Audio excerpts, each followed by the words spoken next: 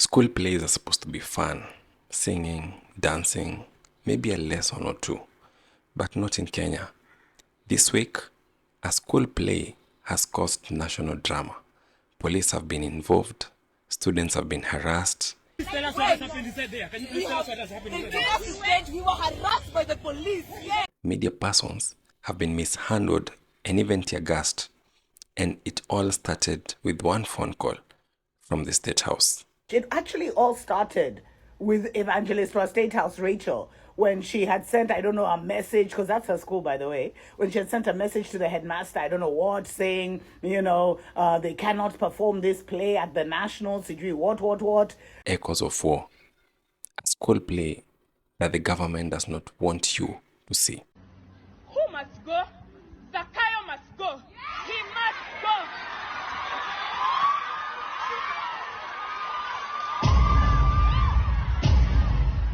What is this play really about? Who is trying to stop it? And why does everyone think that the First Lady is involved? This is the full story of a high school play that has the potential to dethrone a stinking government. And it all begins in a small town called Butere. Now, at Butere Girls High School, a group of smart, talented girls are working on a play called Echoes of War. It is written by a former Senator, Cleophas Malala. The story is about young people trying to fix their country after deadly protests. Not gonna lie, this Butere Girls High School situation is looking like the Sarafina movie.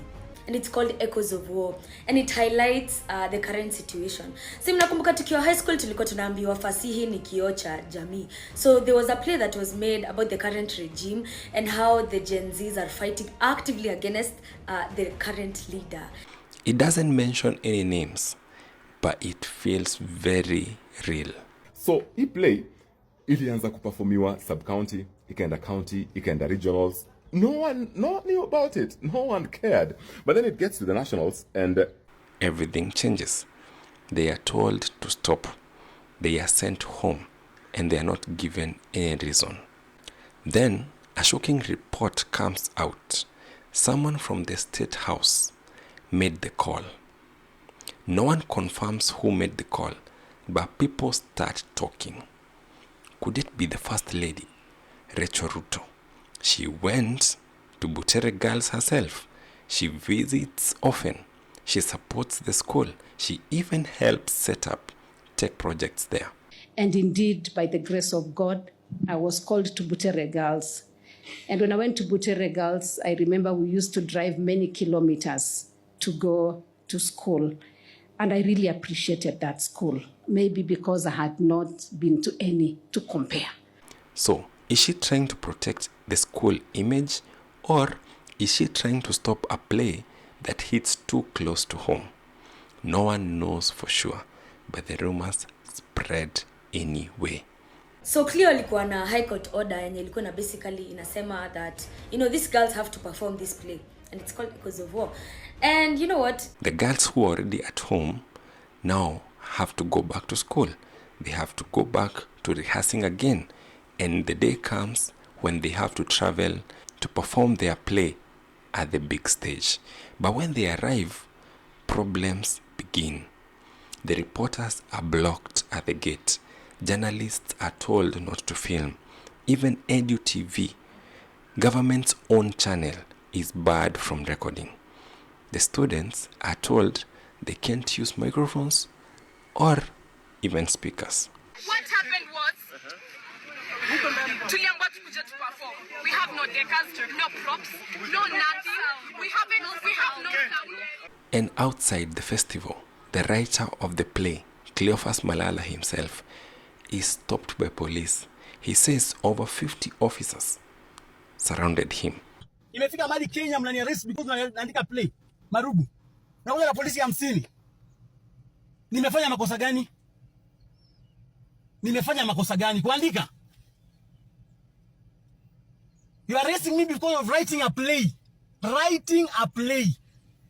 What offense have I committed? Alive.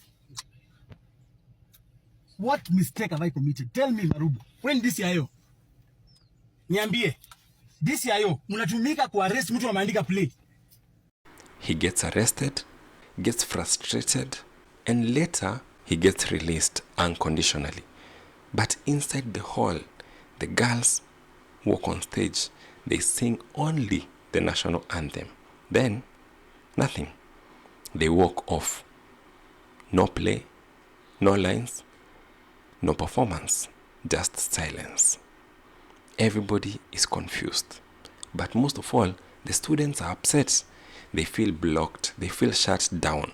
They feel humiliated. They refuse to perform in such a harsh and cruel environment.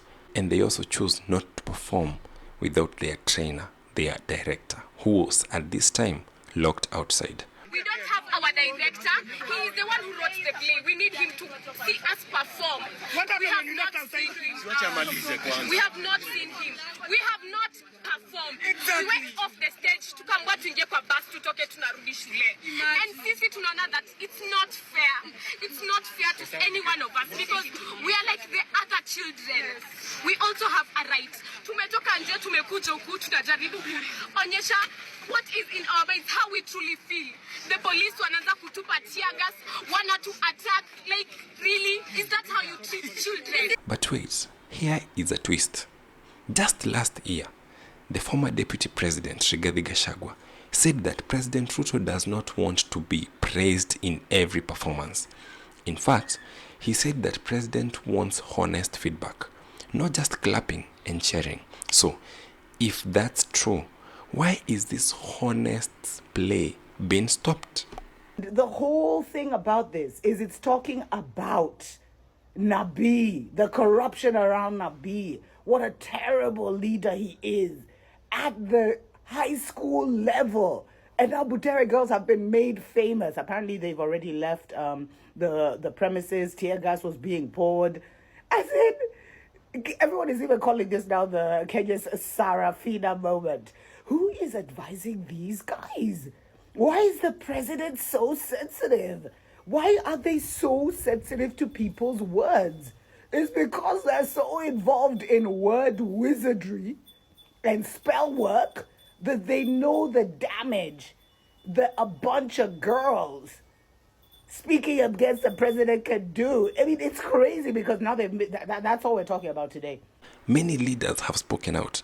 Gideon Moi, who is the son to former President Moi and a former senator, said that trying to stop the play was an attack on artistic freedom.